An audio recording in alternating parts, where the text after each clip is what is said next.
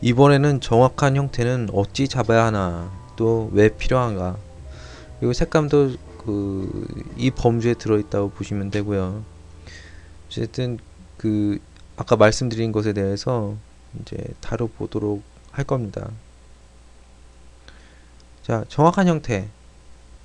이게 참 어려운 부분인데, 형태를 잡는 거는 이제 뭐 아티스트로서는 뭐 감성적인 부분이라든가 이런 건 전혀 상관없고 완전한 테크닉 쪽으로 갑니다.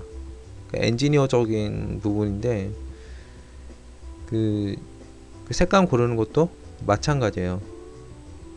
이거는 좀 바꿔 말하면은 노력으로 커버가 되는 부분입니다. 형태력과 이제 색감, 그 배합 능력은 어떤 뭐 타고난 센스 이런 게 아니고 관찰력, 오로지 관찰력, 진짜 그거밖에 없어요. 관찰력 하나로 끝나요. 근데 이거를 이제 제대로 사실 가르치는 곳이 없어요. 왜냐면은 힘들어요. 제대로 가르치기 힘들고, 그리고 강사들조차도 제대로 하는 사람이 그렇게 많지는 않아요. 그래서 이 자리를 빌려서 이것에 대해서 이제 어떻게 해야 되느냐, 또 이제 뭐 잘못된 방법들, 이제 계속 해도 늘지 않는 방법, 이런 거 또 알려드릴 거고. 자, 보시면 이제 대개 미술학원을 다니셨으면 아실 테지만 요즘 입시는 제가 몰라요. 근데 제가 한참 입시를 할 때 이제 석고대생을 하던 시기라서 이제 석고상을 보고 그리겠죠. 뭐 만약에 뭐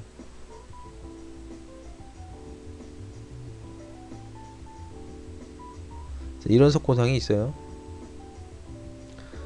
이거를 이제 보고 이제 그대로 그려야 되는데 이제 캔버스에 그리겠죠.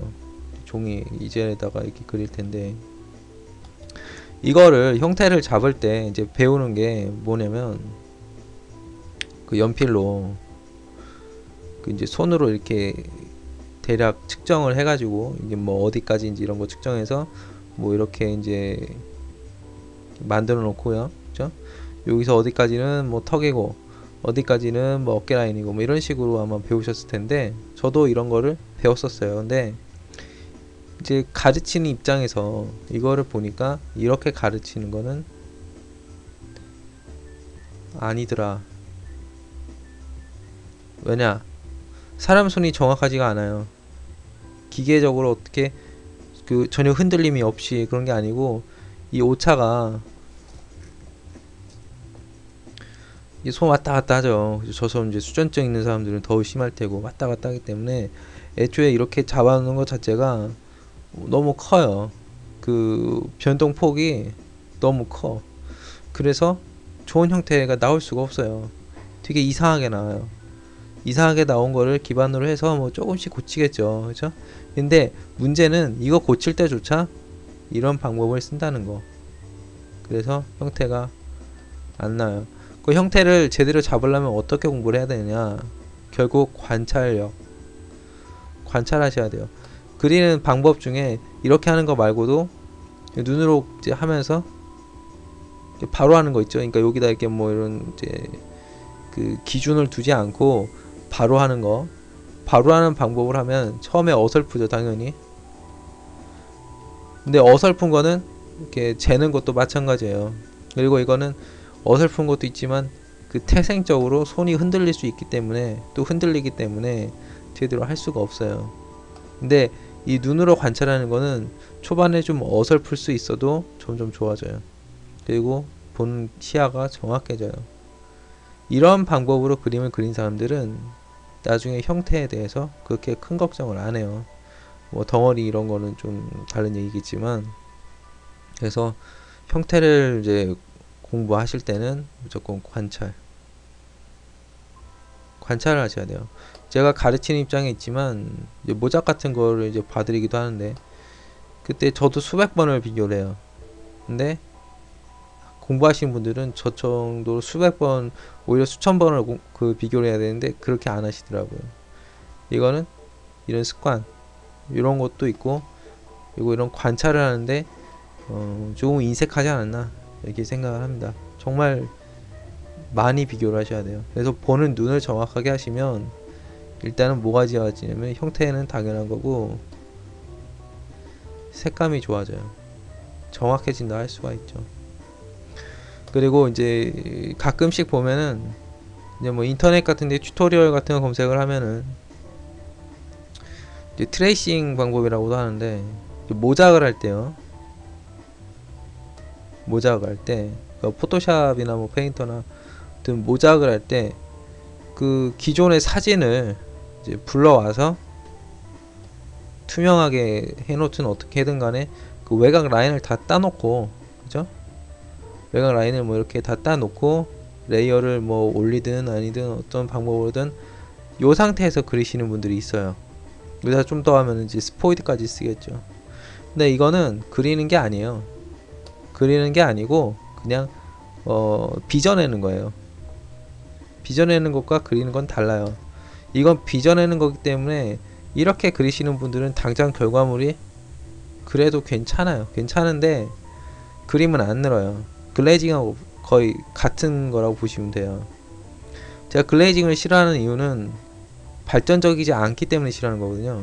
당장 결과물로 보면 어떻게 보면 그 당시 레벨로서는 최대한 뽑아낼 수 있는 어떤 하나의 방법이 될 수 있겠지만 발전이 없다고요. 근데 공부를 하실 때, 모작하실 때 이렇게 외곽선 다 따놓고 하시면 형태적으로 발전이 없어요. 그래서 그 인터넷에서 되게 이제 이런 모작을 올려서 모작을 해서 뭐 동영상 같은 거 올리시는 분들 그림 되게 못 그려요. 한 90%가 그림 못 그리는 사람들이에요. 창작과 모작의 갭이 엄청나게 크신 분들, 이런 사람들은 이건 그림을 그리는 게 아니고 그냥 빚어내는, 어떻게 보면 그냥 모방품에 불과해요. 그림 그리는 실력은 늘지 않아요. 그래서 형태적으로는 안 좋다. 굉장히 안 좋은 거예요. 이거는 절대 하지 마시고, 이렇게 쓰는 방법, 이렇게 쓰는 이제 사람들 많겠지만 좀 안타까운 일이죠. 뭐 혹시나 이런 분들 보시면은 이 영상을 한번 소개시켜 주시고 그러면 또 괜찮겠네요. 그리고 이 색감도 정확하게 쓰셔야 되는데, 이제 제가 색감을 조절할 때 HSB를 쓰라고 하죠.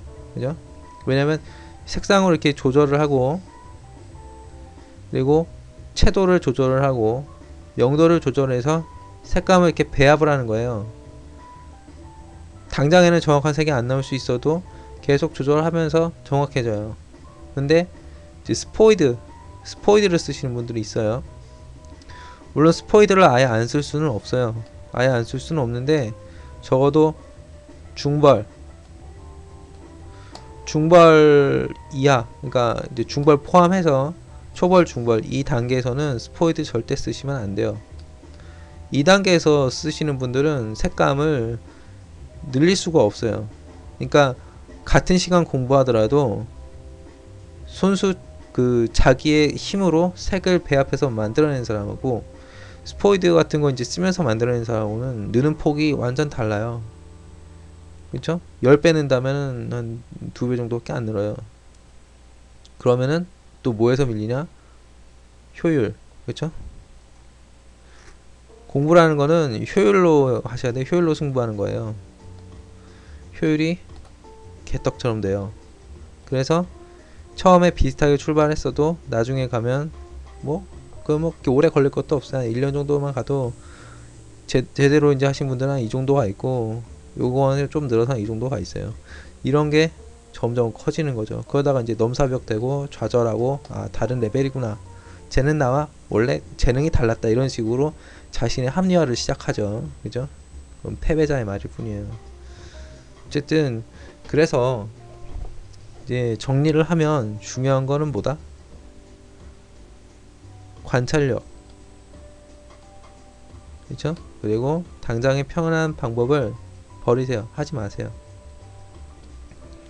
물론 이걸 할 때가 있어요. 뭐 당장 이제 실력은 없는데 뭔가 그려서 돈을 받아야 될 때, 이때는 어쩔 수가 없는 건데, 공부와 비즈니스는 좀 다른 거예요. 그죠?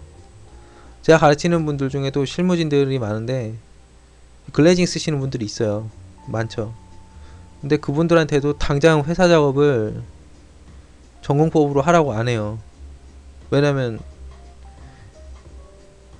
일을 해야 되니까. 그죠? 천천히 접목을 시키는 거예요. 그래서 공부와 비즈니스는 다르다 라는 거를 아시면 좋겠고, 그리고 형태 같은 경우는 물론 그 수직과 수평을 이용하는 방법이 있어요. 근데 이것만 활용하면 또 이게 안 되고, 관찰력과 같이 배합을 시켜야 정확하게 나와요. 아시겠죠? 그래서 이번에는 이 형태를 어떻게 이제 정확하게 잡느냐, 그리고 색감, 또 왜 그렇게 해야 되느냐, 뭐 이런 거에서 다뤘는데 이해가 가실지 모르겠네요. 이해가 가셔야 할 텐데. 더 궁금하신 거 있으면은 이거 달린 포스트에다가 리플을 달아주시거나 아니면은 제 블로그 같은 데다가 뭐 쪽지를 남겨주시든 리플을 남겨주시든 하시면 제가 또 답변을 드리고 하겠습니다. 즐거운 그림 생활 되시기를. 제발 제 전공법으로 좀 더 미래를 바라보면서 들어가 봅시다. 이렇게 쭉쭉 상한가 쳐야죠, 그죠? 그냥 당장 뭐 조금 올라갔다고 해서 그 편법을 선택하면은 그냥 내리 하한가 치다가 이제 파산하는 겁니다. 나가리 되는 거죠. 다음에 또 뵙겠습니다.